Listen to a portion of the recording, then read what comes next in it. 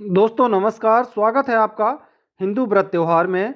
दोस्तों इस चैनल पर आपको हिंदू व्रत त्यौहार से संबंधित जानकारियां मिलेंगी, तो हमारे चैनल को सब्सक्राइब जरूर करें, जिससे हम जो भी वीडियो डालें सबसे पहले आप तक पहुंचे। आज हम बात करेंगे घर की इस दिशा में है अगर वास्तु दोष, तो घर के मुखिया को होगा कष्ट, कर्ज और रोग से हमेशा रहेंगे परेशान सभी लोग। दोस्तों घर के वास्तु दोष के कारण कई बार सिर्फ घर के मुखिया को ही मुसीबत झेलनी पड़ती है। ऐसे में घर के अन्य सदस्यों पर भी इसका नकारात्मक प्रभाव देखने को मिलता है।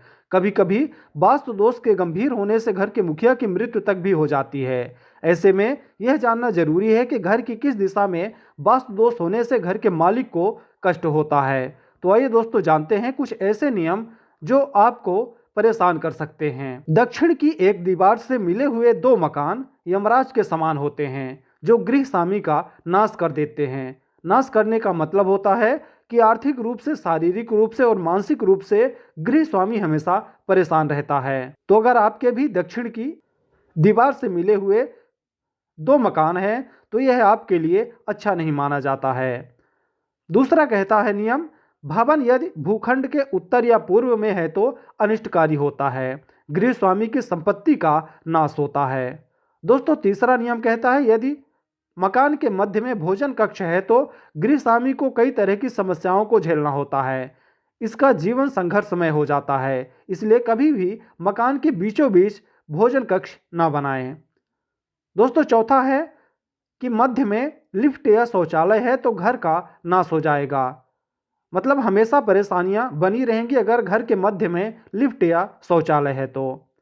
अगला नियम कहता है कि पूर्व दिशा निर्माण के कारण यदि पश्चिम से भारी हो जाए तो वाहन दुर्घटना होने का भय हमेशा बना रहता है। घर के किसी न किसी सदस्य को हमेशा दुर्घटनाओं का सामना करना पड़ता है, इसलिए पूर्व दिशा निर्माण के समय कोशिश ये करें कि पूर्व दिशा ज़्यादातर खाली रहे। अगला नियम कहता है कि दक्षिण में जलाशय होने वाले भवनों में स्त्रियों पर अत्याचार होते देखे जा सकते हैं। जलाशय हमेशा उत्तर पूर्व का कोना या फिर पूर्व दिशा में होना चाहिए। अगला नियम है, दक्षिण में जलाशय से गृह स्वामिनी की गंभीर बीमारी से भी पीड़ित हो सकती हैं या किसी प्रकार की दुर्घटना में उन्हें परेशानी होती है। घर के अग्नेय दिशा में, अग्नेय दिशा होता है आपका पूर्व और दक्षिण का कोना जहाँ पे रसोई घर होता है, तो इस दिशा में बट, पीपल, सेमल, पाकर तथा गूलर का वृक्ष होने से पीड़ा और मृत्यु तक भी हो सकती है। मुख्य द्वार के सामने मार्ग या वृक्ष होने से गृह स्वामी को अनेक रोग देखने को मिलते हैं, इसलिए अपने मुख्य द्वार के सामने ना कोई रास्ता बनवाएं और ना ही घर के सामने कोई पेड़ लगा होना चाहिए। इसके साथ ही ईंट, लोहा, पत्थर, मिट्टी और लकड़ी ये नए मकान में ना ही लगाने चाहिए और ना ही इनका उपयोग करना चाहिए। अगर आपका कोई पुराना मकान है तो उस मकान से ईंट, लोहा, पत्थर, मिट्टी और लकड़ी ये चीज़ें नए मकान में इस्तेमाल नहीं करनी चाहिए। एक मकान में उपयोग की गई लकड़ी दूसरे मकान में लगाने से गृह स्वामी का नाश होता है, मतलब यह है कि गृह स्वामी हमेशा परेशान रहता है।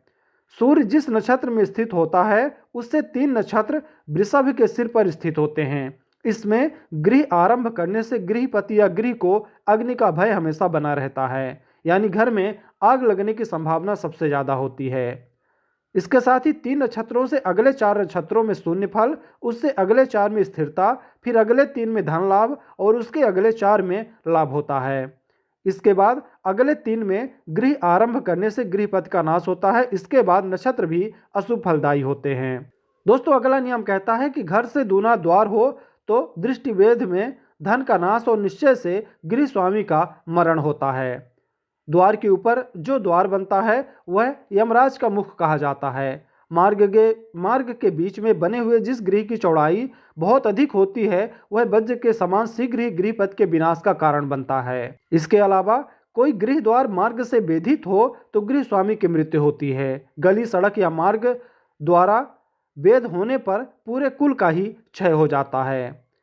एक घर से दूसरे घर में वेध यानी छाया वेध पड़ने पर गृहपति का विनाश होता है। छाया वेध कई प्रकार के होते हैं। यदि 10 से 3 बजे के बीच किसी मंदिर, नकारात्मक वृक्ष, ध्वज या फिर अन्य ऊंचा भवन, पहाड़ आदि की छाया पड़े तो इसे छाया वेध कहते हैं। अतः सभी प्रकार के वेद जानकर ही गृह का निर्माण करना चाहिए। नींव खुदाई के समय भी भूमि पर राहु के मुख की स्थिति देखकर ही खुदाई की जाती है। यदि राहु के मुख पर खुदाई की जाए तो गृह स्वामी पर विपत्ति आती है या उसका समूल नाश होता है। दोस्तों आखिरी नियम कहता है कि यदि सिंह से 3 राशि तक सूर्य हो तो ईशान में, वृश्चिक से 3 राशि हो तो वायव्य में, कुंभ से 3 राशि तक नैऋत्य में तथा वृषभ से 3 राशि तक सूर्य हो तो अग्नि कोण में राहु का मुख होता है। इस प्रकार जानकर ही नींव की खुदाई का समय निकाला जाता है। तो दोस्तों ये जानकारी थी घर के वास्तु दोष से संबंधित। जानकारी आपको अच्छी लगी हो तो वीडियो को लाइक जरूर करें। चैनल में अगर आप नए हैं तो चैनल को सब्सक्राइब करें। जय श्री राम।